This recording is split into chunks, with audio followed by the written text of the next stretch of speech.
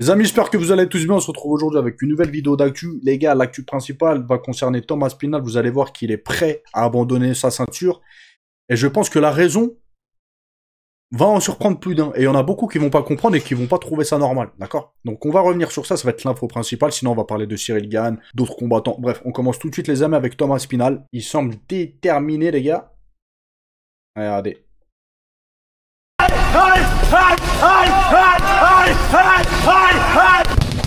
Ça cogne, hein?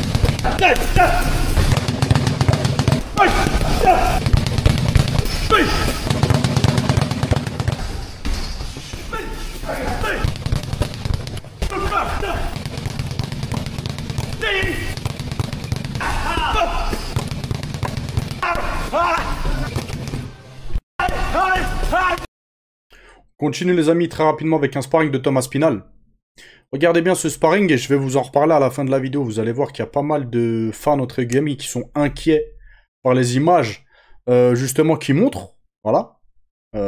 Sachant que voilà, Cyril Gane il est vraiment très très chaud en striking. Donc il y a beaucoup de femmes qui se posent des questions et qui s'inquiètent. Et vous allez voir que Thomas Spinal il a pris la parole justement pour leur répondre. Et vous allez voir qu'il a une réponse en fait intelligente en fait. Parce qu'il y en a ils comprennent pas. Je vous en dis pas plus, on en reparle après. Après dans la vidéo, un peu plus tard. Mais regardez. En fait, j'ai regardé un petit peu la vidéo sur YouTube, sur sa chaîne YouTube. Et là, il tourne avec plusieurs personnes. Hein, c'est pas... Donc lui, il a pas de temps de repos ou très très peu. Et les mecs en face, ils sont prêts, quoi.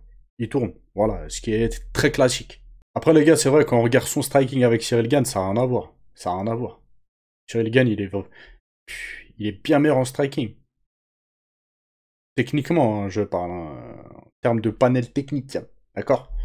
Après, en termes d'efficacité, Thomas Spinal est meilleur. Voilà. On va voir hein, les stats de toute façon de Thomas Spinal, elles sont énervées. Voilà.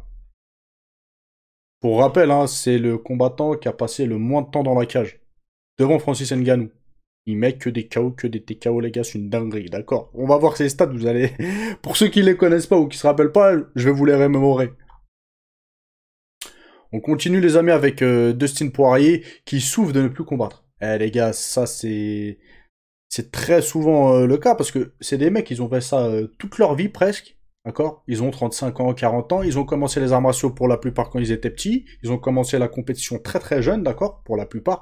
Après, peu importe la discipline, s'il y en a, ils ont commencé par le judo, ils ont fait des compétitions de judo, il y en a de lutte, il y en a de boxe, etc. Après, ils sont mis au MMA, voilà, ils ont fait ça la plus grande majorité de leur vie. Et se retrouver d'un coup, en fait, à la retraite et ne plus rien faire, juste aller à l'entraînement comme ça, il y en a très probablement, ils tombent en dépression, d'accord? Et Dustin Poirier, c'est ce qu'il a dit. Il m'a dit, ça me manque chaque jour, dès que j'ouvre les yeux. J'ai fait ça pendant 20 ans. J'ai consacré ma vie, une partie de moi est morte. Et les gars, il emploie des mots forts, hein. C'est une dinguerie, hein. On continue les amis avec Max Holloway et Charles Oliveira. Bon, il semblerait que Charles Oliveira veuille faire son dernier combat contre Max Holloway, d'accord? Donc plus de 10 ans après sa défaite contre Max Holloway, Charles Oliveira veut sa revanche sur la carte de la Maison Blanche. Il semblerait que Charles Oliveira veuille le combat en fait sur la carte de l'UFC de la Maison Blanche. Max Holloway, il a dit, il n'y a pas le temps. Pas le temps, mois de mars 2026, on combat. Donc je sais pas s'ils vont se mettre d'accord pour la Maison Blanche ou pas. Voilà. Mais Max Holloway, il veut combattre plus tôt, lui. Donc je comprends pas pourquoi il est pas chaud pour aller à l'UFC de la Maison Blanche. Voilà. On verra en tout cas si ça va se faire là-bas. On continue les amis avec Jack Della Maddalena qui s'entraîne avec Volkanovski pour préparer son combat contre Islam Makhachev. Bon, je pense que je le pensais un petit peu plus grand quand même, Jack Della Maddalena. En fait, je pense que c'est la perspective des vidéos. Des fois, en fait, selon la perspective, la dernière fois j'ai vu une vidéo, je le trouvais énorme. Après, peut-être il avait aussi des chaussures à gros talons, etc. Mais il était énorme. De toute façon, je vous ai montré la vidéo. Tu vois ça, on dirait c'était même pas un poids lourd à côté de lui. Donc peut-être, voilà. Mais là, quand on le voit avec Volka, il est pas si grand que ça. Il doit être un tout petit peu plus grand qu'Islam Makhachev. Voilà. On continue les amis avec Thomas Spinal. Bon, regardez les stats qu'il a. C'est quand même effrayant. Les statistiques impressionnantes de Thomas Spinal. 15 victoires en carrière. 15 victoires par finition. Non mais c'est une dinguerie, wesh. 14 victoires au premier round. Les gars, il a passé moins de temps que Francis Ngannou dans la cage. Francis Ngannou, déjà, il était très très fort. Il mettait des KO très rapidement, etc. Thomas Spinal, regardez. 15 wins, 4 soumissions. 11 KO, TKO. Dangerous, les mecs, dangerous. Après, quand on le voit en sparring, de toute façon, je vous avais montré une vidéo où Thomas Pinal, il disait que à l'entraînement, en sparring, etc., il est pas très fort. D'accord? Mais quand il arrive en combat, eh ben, c'est là qu'il arrive à s'exprimer le mieux, à se lâcher, et c'est là où il performe le plus. Voilà. Il y en a, c'est le contraire. À l'entraînement, en sparring, ils arrivent à dérouler leur jeu, à faire des très belles choses, et quand ils combattent, avec le stress, l'adrénaline, etc., ils sont bloqués, ils n'arrivent pas à dérouler, ils font n'importe quoi. Voilà. Cédric Doumbé, il les appelle les champions de la salle, ces gens-là. Vous voyez? Eh ben, Tom Aspinall, c'est pas un champion de la salle. C'est un champion, lui, un vrai champion. Vous captez? On le voit avec ses stats. Les gars, il peut pas, là, c'est pas de la triche, vous voyez? On continue, les amis, avec Cyril Gane. Attendez, je change de fenêtre. Voilà. Hop, hop, hop. Voilà. Bon. Cyril Gane égale Thomas Pinal dans un domaine où personne ne l'attendait. Les gars, faut faire attention, il faut pas jouer avec les mots, d'accord? Thomas Pinal, c'est un vrai ceinture noire. Il a fait ça depuis 3 ans. Quand on a vu le reportage, c'est ce qu'il dit. 3 ans. Son père était ceinture noire du JB. Et puis, il a fait ça toute sa life. D'accord? Ça fait 30 ans, il fait du JB. Vous pouvez pas comparer un mec, ça fait 30 ans, les gars, il fait du JB, à Cyril Gane qui a commencé le MMA à 25 ans, les gars. Arrêtez. D'accord? Donc là, vous allez voir qu'il joue avec les mots. Et je trouve pas ça honnête, vraiment. Donc, Cyril Gane répond par les chiffres. Écoutez bien, car contrairement à une idée largement répandue, les statistiques de Cyril Gane prouvent qu'il n'a rien à envier à Thomas Pinal sur le terrain au sol. On parle au sol, JJB, etc. À l'UFC, les deux hommes affichent exactement le même nombre de victoires par soumission. 2 chacune. Là, on a vu que c'était 4 déjà. Ah, c'est à l'UFC, excusez-moi, à l'UFC. Ok. Attendez, j'en suis où? Voilà. Une donnée qui pourrait bien faire réfléchir avant d'étiqueter Gane comme un simple striker. Le français l'a d'ailleurs rappelé dans une interview pour MC Sport, etc., où il a tenu à rétablir certaines vérités. Les stats disent quoi? Que beaucoup de gens m'ont amené au sol, point d'interrogation. J'ai perdu beaucoup par soumission, point d'interrogation. Les stats, elles disent pas ça. Elles disent tout le contraire. J'ai des soumissions au sol, j'ai déjà mis des bras-têtes en une ceinture noire de jiu-jitsu brésilien. Wesh, mais t'es pas un manchot aussi, tu t'entraînes quand même. Heureusement que tu arrives à faire quelque chose. Tu serais pas... Wesh. Les stats, elles disent tout l'inverse, mais l'influence dit autre chose. Il ajoute même, j'ai peur de lutter avec personne. Bah, on l'a vu, je suis pas... Les gars, pour ceux qui me suivent depuis longtemps, vous savez que Cyril Gane, je l'ai défendu même quand il a perdu contre John Jones et tout. Je l'ai trouvé des circonstances atteignantes, etc. J'ai pris sa défense. Mais les gars, là... on est obligé de lui lancer John Jones. T'as peur de lutter avec personne. On l'a vu contre John Jones. On l'a vu contre John Jones. Les gars, non, je suis pas d'accord avec ce qu'il dit. Après, il compare ses stats avec celles de Thomas Pinal. Mais Thomas Pinal, il termine debout. Pourquoi tu veux qu'il aille au sol? Thomas Pinal, regardez ses stats. Il a 15 victoires par finition. Je ne sais pas combien il en a à l'UFC. D'accord? Mais 14 au premier round. Ça veut dire qu'il a même pas le temps d'aller au sol, le mec. 11 KO, TKO sur 15 victoires, je sais pas si vous imaginez, les gars. Ça veut dire le mec, il a même pas le temps de déplier son jeu. Dans la vidéo qu'il a faite avant-hier, il a dit quoi?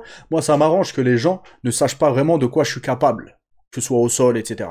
Parce que le mec ne va pas au sol. Il n'y a pas le temps. Il est éteint.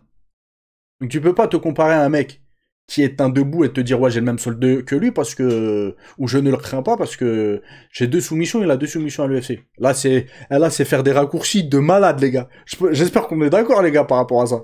Donc voilà, arrêtez avec vos chiffres. Là, il y a plein de circonstances. Là, ils ont fait des raccourcis de dingue. Pour moi, ça veut rien dire ça. Ce que Cyril Gane a dit, ça veut rien dire.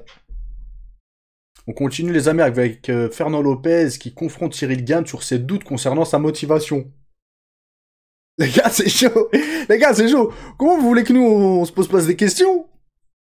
Alors que son entraîneur est peut-être ami parce que, voilà, il s'apprécie, etc. Peut-être que c'est des amis. Même son entraîneur est ami, entre guillemets. Lui-même, il se pose des questions. Ouais. Donc, il a dit quoi? Je voulais être sûr que Cyril Gane avait toujours cette envie de combattre. Donc, le coach du MMA s'est confié à RMC Sport, machin.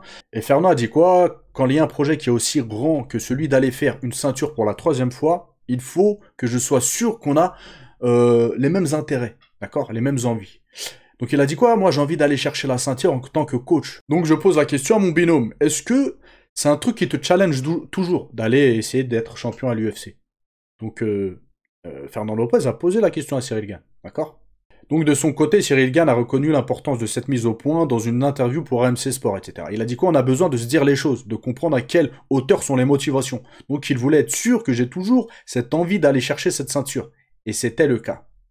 Par contre, regardez la suite de l'article.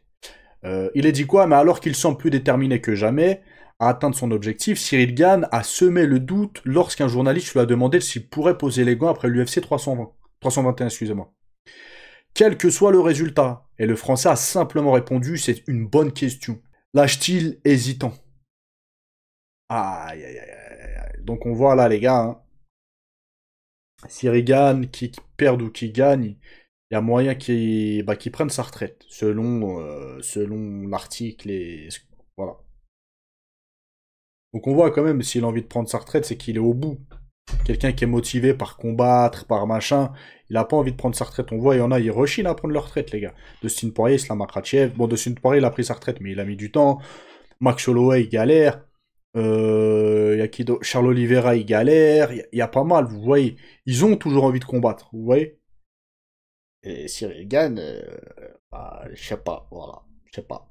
On continue les amis avec Thomas Spinal. Donc, comme je l'ai dit tout à l'heure, Thomas Spinal inquiète les fans avec des vidéos de sparring avant le combat contre Cyril Gann. Donc ils ont vu le sparring, les sparring, etc. Ils se sont dit, oh, c'est flippant un peu. Donc Thomas Spinal a répondu aux critiques. Il a dit quoi? Je ne vais pas trop en montrer. Avant que les critiques de MMA ne s'empressent de dire, ne montre pas tout en sparring. Je précise, je montre ce que je veux montrer. Nous diffusons ce que les gens veulent voir et ce que nous voulons qu'ils voient. C'est important ça les gars. D'accord? Donc s'il y a des erreurs dans le sparring, il y en aura. Et c'est parce que nous voulons que vous les voyez. Voilà, donc il a remis les choses au clair. Ils partagent ce qu'ils veulent, que ce soit lui ou les autres combattants, hein, comme Cyril Gann, etc. Justement, Fernand Lopez, je crois, il était revenu par rapport à ça. Ils montrent ce qu'ils veulent. Ok? Donc là, il a mis un sparring de lui, c'est pas le meilleur des sparring, mais ils font le travail, du moins ils essayent. Voilà. On continue et termine l'actu, les amis, avec Thomas Spinal qui est prêt à abandonner sa ceinture. Et vous allez voir pourquoi. Vous allez voir que... Ouais, c'est un bon, c'est un bon. Donc lors du passage au podcast, je sais pas quoi, trop dur à dire, Thomas Spinal a expliqué qu'il préférait céder son titre plutôt que d'affronter son ami et partenaire d'entraînement, Ante Delija. Donc il a dit quoi? Mon ami Ante vient juste de décrocher sa première victoire à l'UFC. Et il est dans le top 10. Il est potentiellement à 2-3 victoires d'un combat pour le titre. Et si je n'avais jamais gagné le titre, je sentirais qu'on devrait se battre parce que c'est mon rêve d'avoir le titre. Mais maintenant que je l'ai fait, je me dirais je vais céder mon titre et il pourra avoir son moment. Je ne me battrai pas contre lui. C'est mon gars. J'ai gagné le titre, j'ai accompli ça.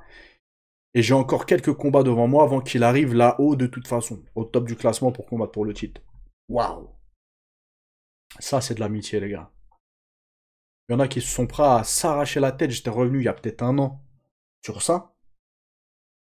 En amateur, il y en a, ils s'affrontent alors qu'ils sont potes, etc. Ou pour d'autres choses, ils s'affrontent alors qu'ils doivent pas s'affronter normalement. Ok? Et Thomas Spinal, il montre qu'au plus haut niveau, où il y a des millions en jeu, où il y a une ceinture en jeu, eh ben non, il veut pas affronter son pote. Donc il y a deux écoles. Il y en a qui disent ouais, moi j'affronte pour l'argent, machin, j'affronte n'importe qui, même si c'est mon frère, même si c'est moi. Et il y a des mecs comme Thomas Spinal qui sont plus rares, voilà, mais qui disent non, j'affronterai pas ce que j'aime. Et là, il le prouve. C'est plutôt gentleman, et moi je vais plutôt dans ce sens-là, les gars. Il y a des personnes que il est interdit que tu les affrontes, que vous vous affrontez. Pour diverses raisons. Ok? Et l'amitié, etc., en fait partie, je trouve. Tu vas pas arracher ton pote ou quelqu'un qui t'apprécie beaucoup. Voilà, je sais pas, je trouve ça un peu chelou. Hein. Voilà. Donc lui, carrément, il préfère laisser sa ceinture. Après, chacun trouvera midi à sa porte. Bien évidemment, chacun aura son avis par rapport à ça. Il y en a qui vont pas trouver ça normal, il y en a qui vont trouver ça normal, ça dépend des gens. Voilà. En tout cas, moi je trouve que c'est un bonhomme le mec. Et c'est un signe d'amitié. Un gros signe d'amitié pour moi. Voilà. Donc les amis, c'était tout pour aujourd'hui. N'hésitez pas à me dire ce que vous en pensez. Surtout par rapport à cette info-là. Là. Comment dire? Je suis curieux. D'accord? Ouais, je vous laisse les amis. Ciao, ciao.